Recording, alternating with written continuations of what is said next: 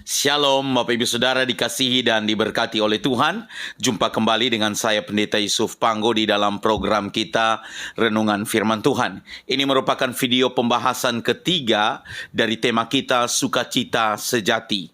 Di dalam video yang pertama dan kedua kita sudah membahas bersama-sama bahwa setiap kita umat manusia menginginkan hidup yang kita jalani di dunia ini tentu penuh dengan sukacita, kegembiraan, dan kebahagiaan. Tetapi yang ditawarkan oleh dunia, segala sesuatu itu bersifat semu. Dan ternyata sukacita yang sejati itu hanya bisa kita dapatkan di dalam Tuhan, sebagaimana yang dikatakan di dalam Filipi 4 ayat 4, bersukacitalah senantiasa dalam Tuhan, sekali lagi kukatakan bersukacitalah. Sukacita yang sejati hanya bisa kita peroleh yaitu di dalam Tuhan. Di dalam video pertama dan kedua sudah bersama-sama kita bahas bagaimana supaya kita bisa menjalani hidup kita dengan sukacita yang sejati. Yang pertama yaitu menjalani hidup dengan beriman sungguh kepada Tuhan. Artinya bahwa kita akan tetap bisa bersukacita di dalam Tuhan. Ada tantangan, ada pergumulan, ada air mata. Tapi setiap tantangan pergumulan itu tidak akan menindih kita atau membebani kita. Karena kita menjalani hidup dengan beriman, percaya pada pengendalian Tuhan dan percaya kepada kuasa Tuhan. Yang kedua, yaitu supaya kita bisa bersukacita senantiasa di dalam Tuhan, ada kita menjalani hidup kita dengan bersyukur kepada Tuhan, berterima kasih untuk kebaikan Tuhan. Dan yang ketiga, pada video pembahasan ini, kebaikan hatinya akan terus nampak dan pada akhirnya Tuhan dipuji dan dipermuliakan melalui kehidupan orang percaya tersebut. Nah, di dalam Filipi pasal 4 ayat yang kelima jelas berkata, hendaklah semua orang dapat melihat sikapmu yang baik hati, sebab tidak lama lagi Tuhan akan datang. Ya, sebab tidak lama lagi Tuhan akan datang. Biarlah semua orang melihat bahwa apapun yang saudara lakukan, saudara tidak mementingkan diri sendiri. Ingatlah, Tuhan akan segera datang. Berbicara tentang kebaikan hati, berbicara tentang kemurahan, sesungguhnya itu merupakan buah daripada kehidupan kita orang Kristen. Menjadi seorang Kristen, kita bukan hanya sebatas mengikuti kelas katekisasi, kita belajar pengajaran iman, dasar iman Kristen, atau kita belajar tentang pengetahuan teologi. Tapi lebih daripada itu, apa yang kita pelajari itu mempengaruhi sikap, tindakan, dan perbuatan kita. Dan yang paling nyata adalah kebaikan hati kita. Sebab di dalam Matius pasal 16 ayat 24 pun mengatakan demikian. Lalu Yesus berkata kepada murid-muridnya, setiap orang yang mau mengikut aku, ia harus menyangkal dirinya, memikul salibnya, dan mengikut aku. Di dalam terjemahan bahasa Indonesia masa kini dikatakan, kemudian Yesus berkata kepada pengikut-pengikutnya, orang yang mau mengikuti aku harus melupakan kepentingannya sendiri, memikul salibnya, dan terus mengikuti aku. Syarat pertama mengikut Kristus adalah kita harus sangkal diri. Kita harus mematikan kepentingan, mementingkan diri sendiri, dan kita lebih mementingkan kepentingan Tuhan.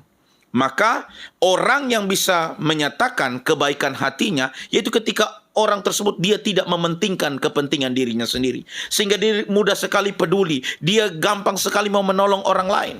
Karena dia tahu bahwa kehidupan yang dia miliki bukan untuk dirinya sendiri, tetapi kehidupan yang dia miliki adalah itu pemberian daripada Tuhan yang harus dia bagikan kepada sesama manusia.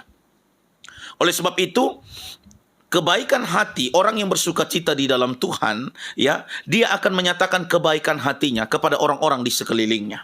Di dalam Kisah Para Rasul pasal 10 ayat 37 sampai 38, demikian firman Tuhan berkata, kamu tahu tentang segala sesuatu yang terjadi di seluruh tanah Yudea, mulai dari Galilea sesudah baptisan yang diberitakan oleh Yohanes, yaitu tentang Yesus dari Nazaret, bagaimana Allah mengurapi dia dengan Roh Kudus dan kuat kuasa dia yang berjalan berkeliling sambil berbuat baik, ya, dan menyembuhkan semua orang yang dikuasai iblis, sebab Allah menyertai dia. Perhatikan Bapak Ibu Saudara, dikasihi dan diberkati oleh Tuhan. Firman Tuhan jelas mengatakan kepada kita bahwa Yesus memberikan teladan. Di dalam kehidupannya, Tuhan Yesus ketika di dunia 2000 tahun yang lalu, dia berjalan berkeliling sambil berbuat baik. Kebaikan hatinya boleh dilihat, disaksikan oleh para murid dan setiap orang percaya yang ada pada waktu itu. Nah, Bapak Ibu Saudara dikasihi dan diberkati oleh Tuhan, ini sebuah teladan yang baik bagi setiap kita orang percaya. Tuhan Yesus telah memberikan contoh teladan, tinggal kita mengikutinya. Bahkan di dalam Matius pasal 5 ayat 14 sampai ayat 16, firman Tuhan berkata, ini perkataan Tuhan Yesus sendiri. Kamu adalah terang dunia. Kota yang terletak di atas gunung tidak mungkin tersembunyi. Lagi pula orang tidak menyalakan pelita lalu meletakkannya di bawah gantang, melainkan di atas kaki dian, sehingga menerangi semua orang di dalam rumah itu. Demikianlah hendaknya terangmu bercahaya di depan orang, supaya mereka melihat perbuatanmu yang baik dan memuliakan Bapamu di surga. Di dalam terjemahan Alkitab firman Allah yang hidup saya bacakan bagi kita. Kalian adalah terang dunia yang tampak kepada semua orang seperti sebuah kota di atas bukit bercahaya pada malam hari. Janganlah terang itu kalian sembunyikan, melainkan biarkanlah terang itu bercahaya bagi semua orang.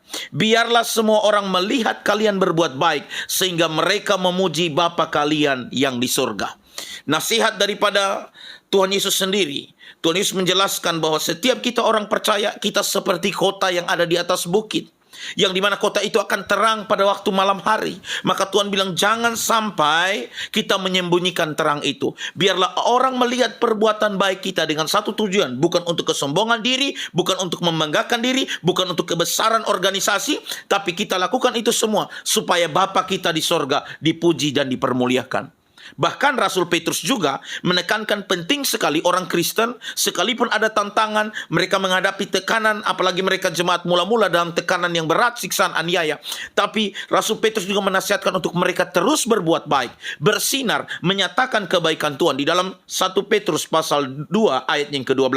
1 Petrus 2 ayat 12. Milikilah cara hidup yang baik di tengah-tengah bangsa-bangsa bukan Yahudi, supaya apabila mereka memfitnah kamu sebagai orang durjana, mereka dapat melihatnya dari perbuatan-perbuatanmu yang baik dan memuliakan Allah pada hari Ia melawat mereka. Di dalam terjemahan Alkitab firman Allah yang hidup, firman Tuhan berkata, jagalah kelakuan saudara bila berada di tengah-tengah orang yang belum diselamatkan, meskipun waktu itu mereka mencurigai serta menentang saudara.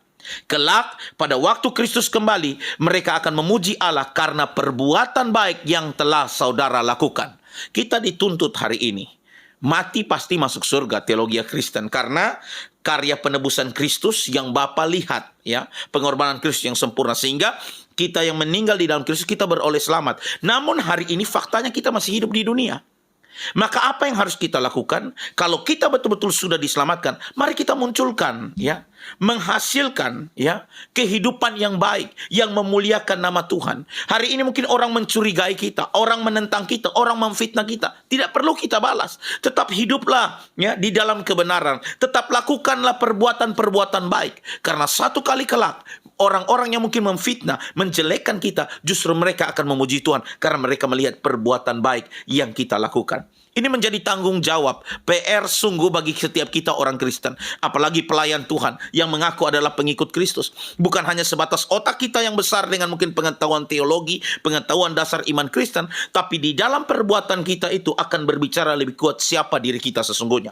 Karena di bagian lain teks firman Tuhan juga berkata bahwa dari buah pohon itu, ya, pohon itu dapat dikenal. Dari buahlah pohon itu dapat dikenal. Maka mari kita menghasilkan buah pertobatan, buah kebenaran, buah keadilan, buah kesucian, buah roh, sehingga orang melihat bahwa sungguh-sungguh Kristus hidup di dalam diri kita.